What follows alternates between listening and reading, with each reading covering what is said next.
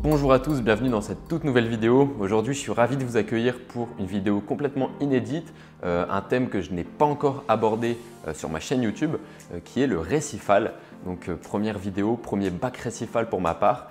Je ne suis pas totalement inconnu à ce milieu parce que je fais partie d'une association.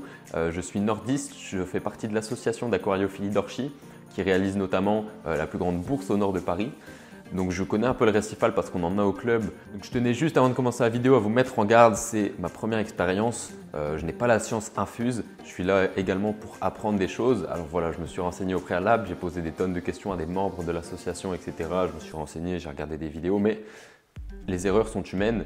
Je ne vais pas dire que je vais faire quelque chose de parfait, c'est une première pour moi. Donc s'il vous plaît, si personne remarque des choses qu'il ne faut pas faire ou en tout cas qu'elle pense mauvaises, je vous en prie, mettez vos commentaires, conseillez-moi. Je lirai tous les commentaires, j'en prendrai de la graine, ça m'aidera à me perfectionner dans ce domaine qui m'est pour le moment inconnu.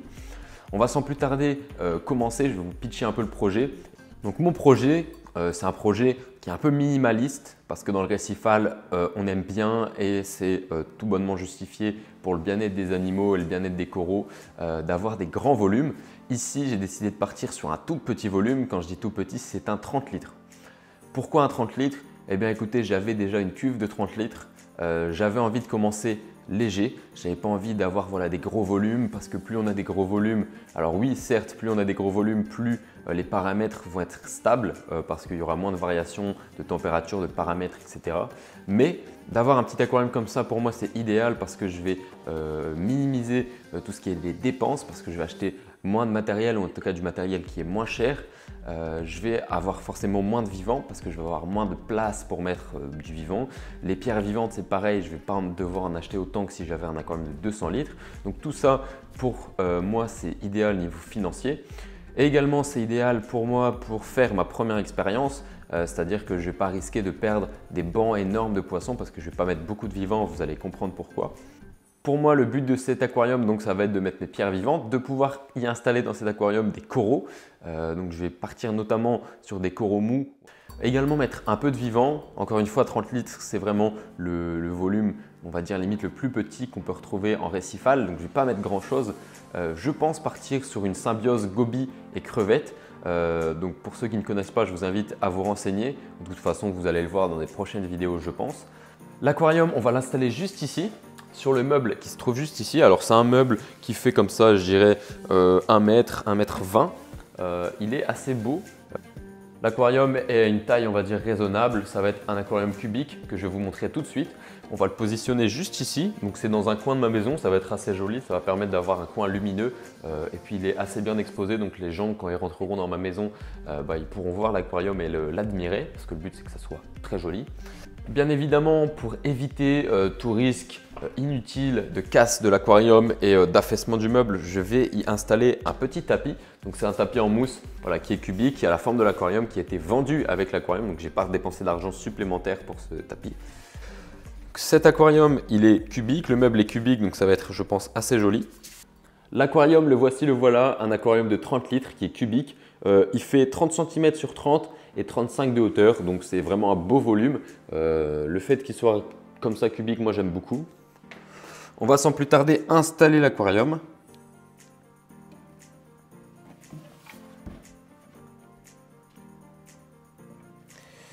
L'aquarium est donc installé. La première étape avant de mettre le matériel dans l'aquarium va être de le remplir d'eau osmosée. Je vais vous expliquer un peu pourquoi je fais ça dans cet ordre-là.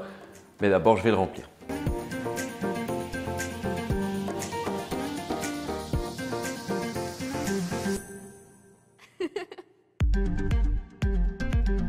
Comme vous l'avez vu, je viens de déverser 20 litres dans l'aquarium. L'aquarium fait 10 litres. Pourquoi je ne l'ai pas rempli totalement pour le moment? Bien écoutez, c'est parce que je vais ajouter après des pierres vivantes. Donc je vais faire le décor dans l'eau directement. Je vais installer les pierres. Les pierres, bien évidemment, je vais avoir quelques kilos de pierres. Donc ça va faire monter le niveau. Je ferai le complément, je pense, juste après. Là, pour le moment, on n'a mis que de l'eau osmosée. Comme je vous l'ai annoncé, ça va être un aquarium récifal, donc d'eau de mer. Pour faire de l'eau de mer, rien de plus simple, il faut de l'eau osmosée, donc que j'ai déjà mis. Et ensuite, on va mettre du sel pour faire le mélange. Avant de mettre le sel pour faire le mélange dans l'aquarium, je vais avoir besoin d'une petite pompe de brassage. Pompe de brassage du coup que je vais mettre en route dans l'aquarium. Je vais mettre le sel ensuite, ce qui va faire que le sel va être directement incorporé à l'eau et mélangé. On va faire tout ça et ensuite on va prendre la mesure, la salinité de l'eau grâce à un densimètre. Je vous spoil pas plus et on démarre tout de suite.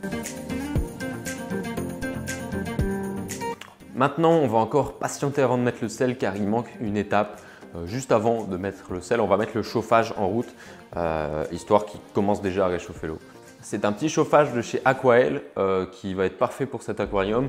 On a un bouton pour régler, moi je vais le régler à 25 degrés, ce qui est la température qui est recommandée pour le récifal.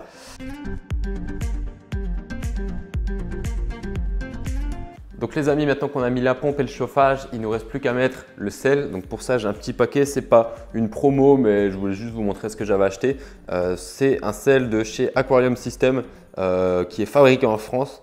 Donc voilà, c'est je pense le bon compromis. Un petit paquet de 4 kg, ça va suffisamment être assez grand. Un petit paquet comme ça de 4 kg pour mon petit aquarium, ça va être parfait.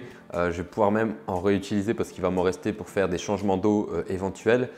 Donc voilà. Là, j'ai 20 litres. On va calculer combien il nous en faut. Donc là, j'ai 20 litres d'eau. Il nous recommande directement sur le paquet d'ajouter 33 grammes de sel par litre. Donc 33 x 20. Je vous laisse faire vos calculs. Ça fait 660 grammes. Bon, les amis, en l'occurrence, je n'ai pas de balance sous la main. Donc je suis un peu embêté. Comme il faut le faire, je vais prendre un gobelet doseur de cuisine, ce qui n'est pas vraiment très bon. Je vais prendre une mesure de sucre. Ici, j'en ai 200 grammes, donc voilà, je vais commencer à mettre le 200 grammes et puis je vous laisse admirer ce que ça fait dans l'aquarium.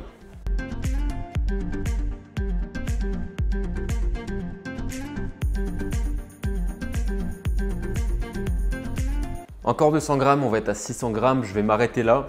On va attendre que le bac chauffe jusqu'à 25 degrés et puis ensuite je prendrai les mesures et je ferai les réajustements de sel en fonction de ce qui manque. L'eau est complètement trouble, on se retrouve d'ici quelques minutes quand le bac sera à température et quand l'eau aura un peu reposé. Bon les amis, on se retrouve, on est le lendemain matin. J'ai attendu que le bac se réchauffe bien tout simplement parce que je vais vous présenter directement le densimètre. Sur le densimètre, sur la notice, il était marqué densimètre à 25 degrés. C'est-à-dire que pour ne pas avoir une mesure faussée, j'ai bien attendu que le bac soit chaud. Le chauffage a tourné toute la nuit, donc on est bien à 25 degrés. Je vois ici qu'au niveau de la graduation, vous n'allez pas le voir, mais sur la LED, il a arrêté de clignoter, donc c'est que le bac est bien à 25 degrés.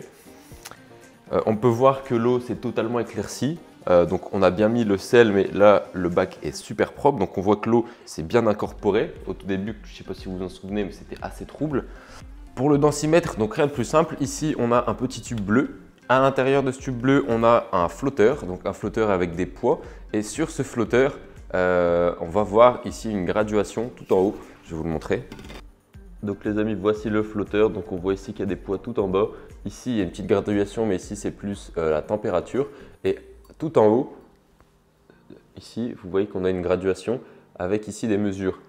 Ici, on est à 1030, ici on est à 1020, et ici on est à 1010. Le but, ça va être de se trouver dans la petite zone qui est verte.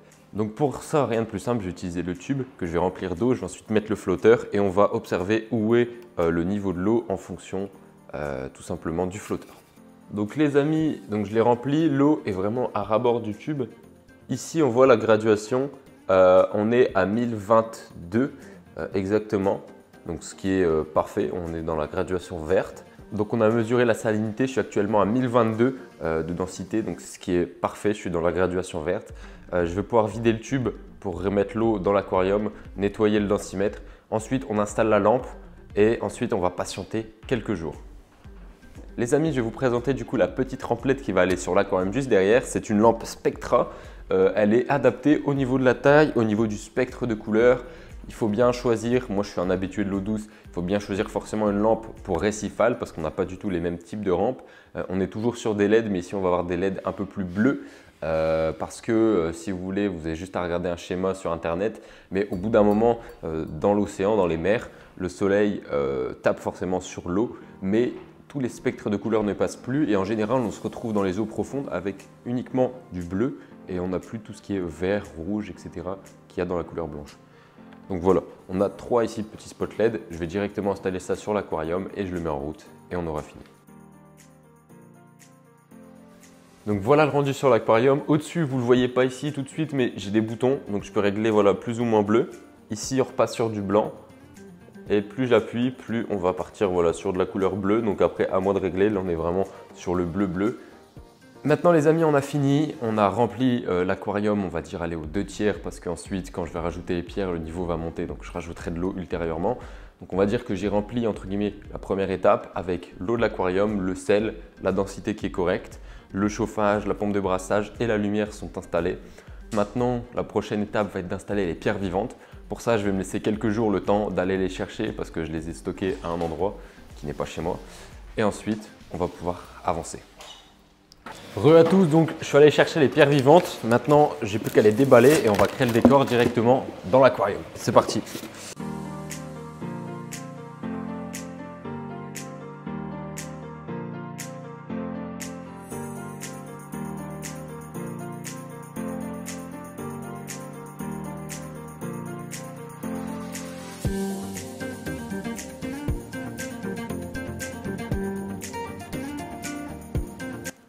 J'ai fini le décor, donc vous pouvez voir ce que ça donne. Moi personnellement, j'aime beaucoup ce que j'ai fait.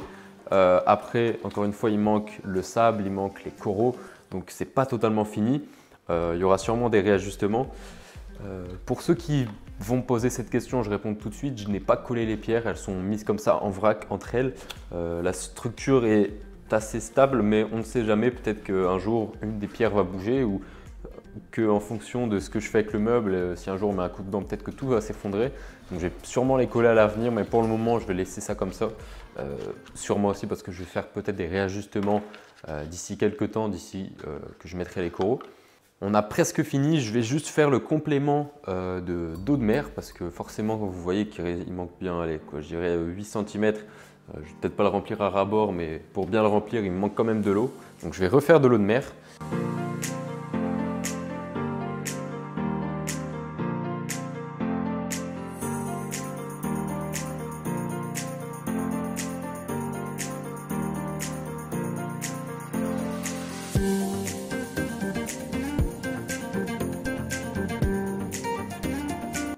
On se retrouve quelques semaines après le début de vidéo que vous venez de voir. Pourquoi quelques semaines? Bon, dans un premier temps, forcément, il y a le cycle de l'azote où il n'y a pas vraiment grand-chose qui se passe. On doit patienter pendant un mois et demi pour que l'aquarium s'équilibre. Donc pour ceux qui ne connaissent pas le cycle de l'azote, je vous invite vivement à aller lire des articles ou regarder des vidéos qui vous expliquent ce que c'est. Mais en un mot, si je devais résumer, c'est une étape essentielle pour démarrer votre aquarium. C'est une étape d'attente. Alors, je sais qu'on est pressé, mais le cycle de l'azote permet en fait tout simplement à l'aquarium d'être colonisé par des bonnes bactéries qui vont garantir un aquarium stable. Sans cycle de l'azote, il n'y a pas d'aquarium. Ça, c'est quelque chose qu'il faut savoir. Donc du coup, on se retrouve environ 2 mois et demi après le début de vidéo que vous venez de voir, après la mise en place de l'aquarium. Alors donc, dans un premier temps, le cycle de l'azote est fait, ça c'est bon, on est sûr que c'est fait. Ensuite, je vais faire un petit topo de ce qui s'est passé pendant ce temps. J'ai rajouté, vous voyez ici, une bouteille d'eau. Pourquoi une bouteille d'eau? Je vais vous montrer ça tout de suite. Donc en fait, ce que j'ai ajouté, c'est simplement une bouteille en plastique remplie d'eau. Alors pas n'importe quelle eau, de l'eau osmosée. Donc pour ceux qui ne connaissent pas l'eau osmosée, c'est une eau qui a été purifiée, une eau du robinet qui a été purifiée, qui est passée dans des filtres pour en fait la déminéraliser. Donc c'est vraiment une eau pure, si on devait la résumer. Et c'est l'eau que j'avais utilisée pour mélanger avec le sel pour mettre cette eau de mer en place. Au-dessus de cette bouteille en plastique, du coup, avec de l'eau osmosée, on a en fait tout simplement un petit récipient, un petit système que j'ai acheté pas très cher sur AliExpress. On peut en trouver sur Amazon, etc. Mais en fait, c'est simplement un morceau avec 2 tuyaux. Ce tuyau-là qui va déverser l'eau osmosée dans l'eau de l'aquarium et ce tuyau-là qui va servir à faire un appel d'air, le plus petit que vous voyez juste ici. Hop. Et en fait, quand le niveau d'eau est au-dessus du tuyau qui fait l'appel d'air, ben, l'eau ne coule pas. Par contre, quand l'eau descend, donc dû à l'évaporation de l'aquarium, d'ailleurs, il faut savoir que l'eau qui s'évapore, c'est uniquement de l'eau osmosée, d'où le fait qu'on en remette. Le sel reste dans l'eau, donc en fait, on rajoute que de l'eau osmosée pour compenser. Si vous ne faites pas ce complément d'osmosée qui est en fait journalier, hein, même sur des petits volumes, je voyais le niveau qui descendait assez rapidement, et ben vous allez avoir une densité qui augmente et si vous n'agissez pas assez en temps et en heure, tout votre aquarium peut mourir. Donc en fait ce système permet de me simplifier la vie. Une fois que la bouteille est vide, je la remplis. Et puis il permet en fait de faire les compléments d'eau osmosée nécessaires au bon fonctionnement de l'aquarium tous les jours. Et ensuite, eh bien, j'ai observé beaucoup de vie qui étaient apparues toutes seules dans mon aquarium. Alors toutes seules, non, parce qu'elles sont venues sûrement avec les pierres vivantes. Je vois que ça. Mais on a en fait beaucoup de macro-organismes donc, qui sont là pour purifier l'aquarium. J'ai aussi une éponge qui est apparue, donc une éponge qui est venue sur les pierres vivantes et qui se répand petit à petit, c'est très joli. Donc vous voyez l'éponge à l'image et puis vous voyez aussi les macro-organismes qu'il y a dans mon aquarium. Donc tout ça c'est bon signe, ça veut dire que l'aquarium est correctement équilibré, qu'il y a de la vie, donc c'est vraiment une très bonne nouvelle. Maintenant, il nous reste vraiment plus grand chose pour finir vraiment l'installation. Je voulais que cette vidéo s'arrête avant de mettre du vivant et on aurait fait le vivant dans une seconde partie. J'ai un ami à mon association qui m'a offert une bouture, donc c'était pas vraiment prévu. J'attendais d'abord de mettre le sable, mais il m'a dit non, il faut que tu mettes du vivant, sinon tu vas te lasser, il faut que tu aies un peu de vie, il faut voilà, mettre un peu de coraux dedans. Donc Olivier, que je remercie énormément, merci Olivier, qui m'a offert une bouture, donc une bouture qu'on avait fait à l'association d'aquariophilie d'Orchy, parce qu'on fait des boutures, on a de l'eau de mer. Et du coup, il m'a offert un plot sur lequel on avait des zoanthus et un discosoma. Donc vous voyez à l'écran à quoi ça ressemble. C'est magnifique. Et alors, je me suis amusé à les observer. Je vois que les zoanthus petit à petit se mettent sur le bord du plot. Je pense que d'ici quelques jours, ils vont se mettre sur la pierre vivante qu'il y a juste à côté. Et puis pour le discosoma, pareil, il va sûrement faire sa vie. Il va sûrement se déplacer. Donc dans cet aquarium, principalement, je vais mettre des coraux mous. Je vais mettre quasiment que ça en fait, des coraux mous. Pourquoi? Parce que c'est beaucoup plus simple au niveau maintien de mettre des coraux mous que des coraux durs. Alors voilà, je ne suis pas un expert, mais c'est ce que j'ai compris. Comme vous le voyez ici, les vitres de l'aquarium sont sales. Alors il existe plein d'aimants, de lave-vitre, etc. Moi, je vais vous présenter les miens. Vous pourrez retrouver tous ces outils. Donc ici, j'ai un lave-vitre. Je commercialise également des ciseaux, des pinces de différentes tailles, de différents modèles sur ma boutique en ligne que vous pourrez retrouver dans la description. Et donc ici on est sur le plus petit modèle de lave-vitre disponible sur ma boutique. Donc c'est un modèle qui fait environ 40 cm sur lequel il y a une lame de rasoir donc voilà, qui est fournie forcément avec l'outil. Je vais faire simple mais c'est les meilleurs outils, ils sont esthétiques et surtout ils fonctionnent extrêmement bien. Donc n'hésitez pas à aller faire un tour sur ma boutique en ligne. On va sans plus tarder passer au nettoyage des vitres et ensuite on introduira le sable et c'est parti.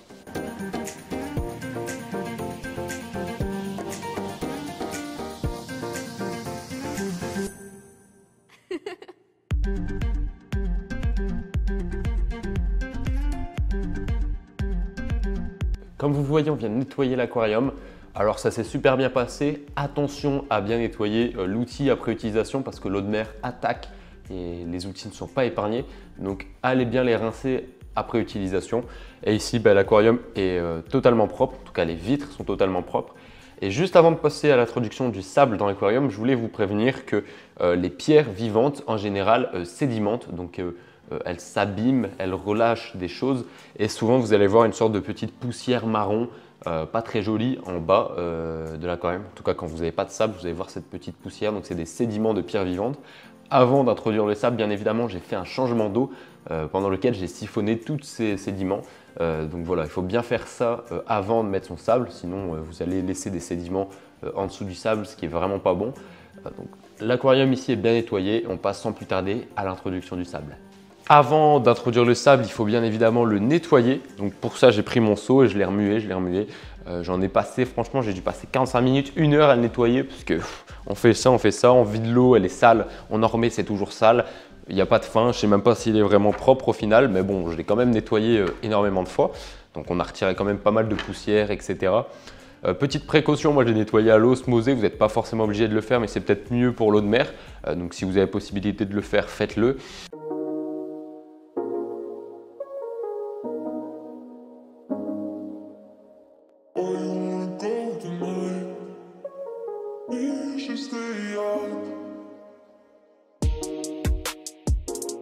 L'aquarium est totalement fini, on a l'eau de mer, on a le sable, on a le début de la vie, on a le cycle de l'azote, on a tout le matériel.